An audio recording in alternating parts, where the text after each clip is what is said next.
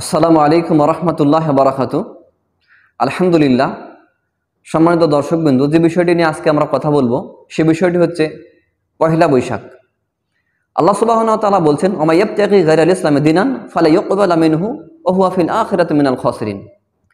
3 নম্বর সূরা আল ইমরানের 3 নম্বর সূরা আল ইমরানের 85 নম্বর আয়াতে আল্লাহ সুবহানাহু ওয়া তাআলা বলছেন, যে ব্যক্তি ইসলাম ছাড়া অন্য কোনো জীবন ব্যবস্থা পথ পদ্ধতি অন্বেষণ করবে, খুঁজবে, গ্রহণ করতে চাইবে, আল্লাহ সুবহানাহু ওয়া তাআলা সেই ব্যক্তির নিকট থেকে সেই পথ পদ্ধতির দিন কখনোই গ্রহণ করবে না এবং সে ব্যক্তি পরকালে ক্ষতিগ্রস্তদের অন্তর্ভুক্ত হবে। যে ব্যক্তি ইসলাম ছাড়া অন্য কোনো জীবন ব্যবস্থা, অন্য কোনো পথ পদ্ধতি গ্রহণ করতে চাইবে মুসলিম হওয়ার পরেও, তার নিকট থেকে আল্লাহ সুবহানাহু ওয়া তাআলা এটা কখনোই গ্রহণ করবেন না এবং সে ব্যক্তি পরকালে ক্ষতিগ্রস্তদের অন্তর্ভুক্ত হবে। তো কাজেই মুসলমানদের আপনার উৎসব বা উদযাপনের দিন হচ্ছে দুটি, এক ঈদুল আজহা এবং ঈদুল ফিতর। এই দুই দিনে মুসলমানগণ এই দিনটিকে উদযাপন করতে পারে, এই দিবস পালন করতে পারে। বাকি যত দিন রয়েছে, যেমন পহেলা বৈশাখ বলেন, আরও অন্যান্য দিবস বলেন, এই আরও অন্যান্য বলেন, এগুলো ইসলাম কখনো সমর্থন করে না। এগুলো আল্লাহ প্রদত্ত দিন বা দিবস নয়।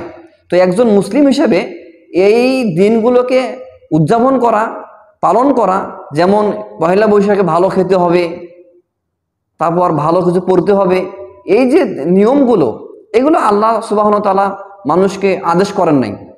তো একজন মুসলিম হিসেবে এগুলোকে বর্জন করতে হবে।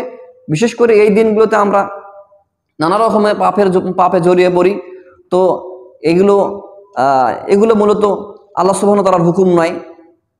আল্লাহ সুবহানাহু ওয়া তাআলা যেগুলো দিবস আমাদেরকে প্রদান করেছেন, আদেশ করেছেন যে দিবসগুলো উদযাপন করতে, পালন করতে, সেই দিবসগুলোই আমরা উদযাপন করব, পালন করব। আর যেগুলো আল্লাহ সুবহানাহু ওয়া তাআলা নিষেধ করেছেন সেগুলো থেকে আমরা বিরত থাকব।